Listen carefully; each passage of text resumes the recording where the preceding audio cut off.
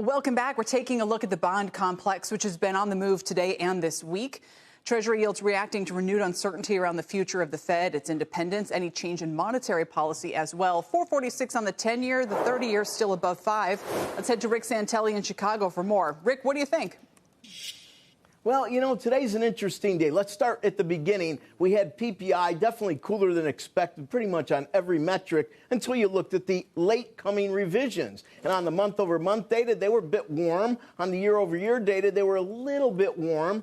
So for the most part, if I had to summarize, PPI didn't really change much of the landscape. But then again, at 10:54 Eastern time, everything got a bit weird with the headlines coming out about Mr. Trump firing Powell. My first reaction was, sorry, don't believe it. Some balloons getting floated here. I think he knows, Bassett knows, I think they all know that they can't. But anyway, let's go to the markets. Let's go to the whiteboard. 30-year yields were hovering right around 5% at 10:54 Eastern. They moved up to 507.5, and this chart is static, so it ends around 1:15 Eastern. But you see the point. And once again, I'm going to ask the only question all my sources were asking. I do think Jerome Powell's worth a little bit more than 7.5 basis points, don't you? And when it comes to 10-year, okay, we moved from 444 to 448.5. 4.5 basis points, honestly. I think that if the Fed official was going to get fired, knowing my history with markets going back to 1979,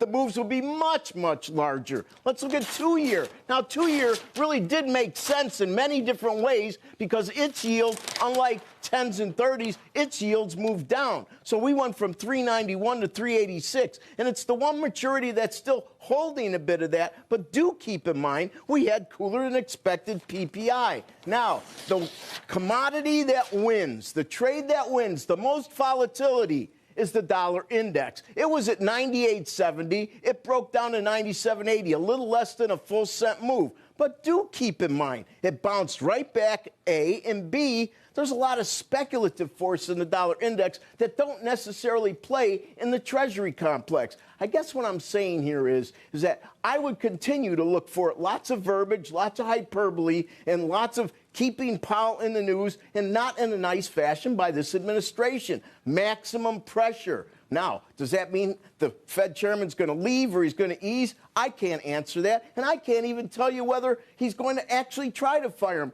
I'm just telling you what the market's telling me, and that is they're not looking at the story very seriously. Back to you.